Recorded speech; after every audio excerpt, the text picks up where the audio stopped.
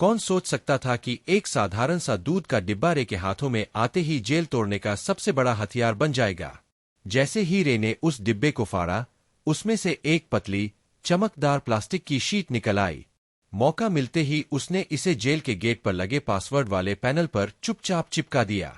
जब गार्ड ने पासवर्ड दबाया, तो उसकी उंगलियों के निशान इस शीट पर साफ दिखाई दिए।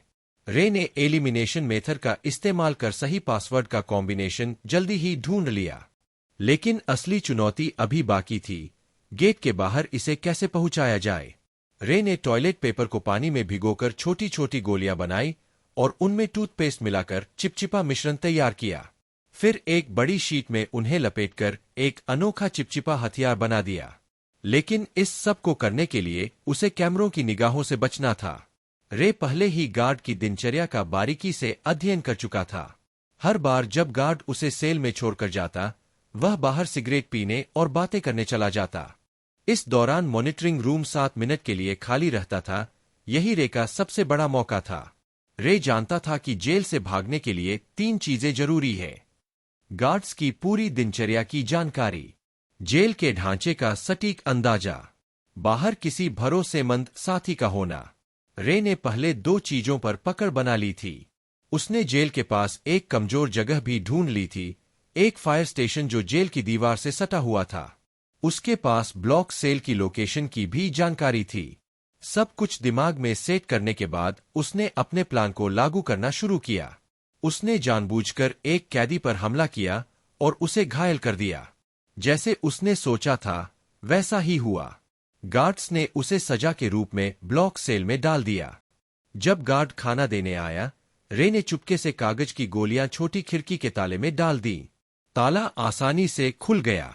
पासवर्ड सिर्फ 4 अंक का था, जिसे रे ने आसानी से क्रैक कर लिया।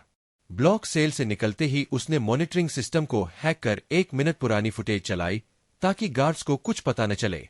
इसके बाद उसने फायर स्टेशन से जुड़ी वेंटिलेशन पाइपलाइन को खोज निकाला। जब गार्ड्स सिगरेट पीने गए, रे पाइप के रास्ते रेंगते हुए बाहर निकल गया। बाहर उसकी साथी पहले से तैयार थी। जैसे ही उसने वाहन चलाया, फायर अलार्म बज उठा। गार्ड्स ने सीसीटीवी फुटेज चेक किया, लेकिन कुछ दिखाई नहीं दिया। रे फायर स्टेशन में घुस गया। उसने एक फायर फाइटर की वर्दी चुराई और फायर ट्रक के नीचे छिप गया। अफरातफरी का फायदा उठाकर वह ट्रक के पास सुरक्षित जगह तक पहुंचा और फिर अपनी साथी की कार में बैठकर सुरक्षित बच निकला। यह रे की 14वीं जेल ब्रेक थी। इसका मतलब साफ था, वह कोई आम अपराधी नहीं था। उसका असली काम जेलों के सुरक्षा सिस्टम को टेस्ट करना था। वह एक सुरक्षा कंपनी का मालिक था, जो बंदा बनकर जेल में घुसता और अपनी क्षमता से यह साबित करता कि जेल के सुरक्षा सिस्टम में सुधार की जरूरत है या नहीं। इतनी जेलों से निकलने के बाद लोग कहते थे कि ये व्यक्ति किसी भी जेल से बच सकता है। एक दिन सीआईए के लोग उसके पास आए और कहा कि उसे एक बहुत ही कड़ी और गुप्त जेल में जाना होगा। मिशन खतरनाक था, लेकिन रे ने लाखों डॉलर के ऑफर को ठुकराया नहीं। उसे एक नई पहचान और एक सीक्रेट एग्जिट कोड दिया गया, जिससे किसी भी आपात स्थिति में वह भाग सकता था। जाने से पहले उसकी कलाई में ट्रैकिंग डिवाइस भी लगा दी गई। अंततः वह दिन आ गया जब उसे जानबूझकर गिरफ्तार किया जाना था। लेकिन अचानक कुछ लोगों ने उसे अगवा कर लिया और इलेक्ट्रिक शॉक दे दिया। इससे पहले कि वह समझ पाता, उन्होंने उसका ट्रैकिंग डिवाइस निकाल दिया और उसे बेहोश कर दिया। जब उसकी आंखें खुलीं, तो वह खुद को एक अजीब जेल में पाया।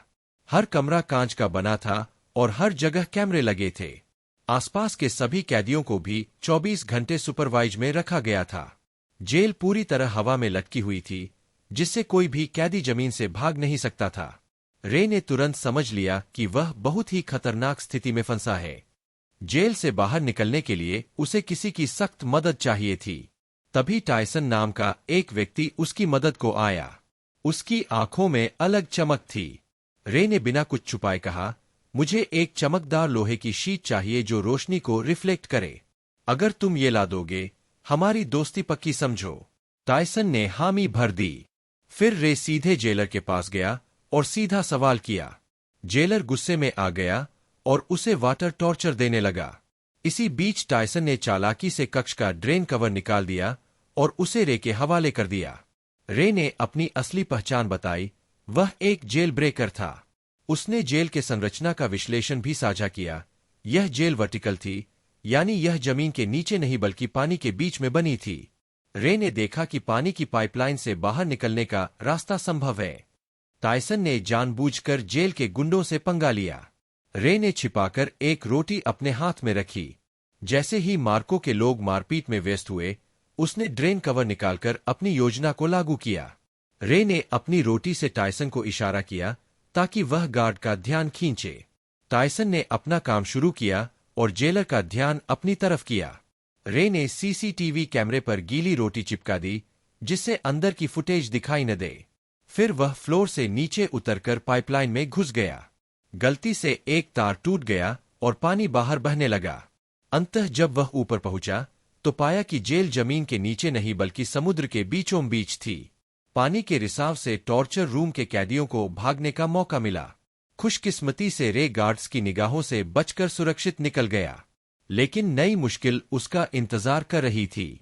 जेलर को फर्श पर पड़ी कीलें मिल गईं, जिससे उसने समझ लिया कि रे ने जेल तोड़ने की कोशिश की थी। जेलर ने तुरंत अपने एक आदमी को कॉल किया। यहां खुलासा हुआ कि रे को फंसाने वाला कोई और नहीं बल्कि उसका अपने ही बिजनेस पार्टनर लेस्टर था। लेस्टर ने लालच में यह साजिश रची थी। अगले दिन रे पर टॉर्चर का सिलसिला शुरू हुआ। जब भी वह सोने की कोशिश करता, गार्ड्स उसे उठाकर मारते। कई दिन ऐसे ही गुजरे।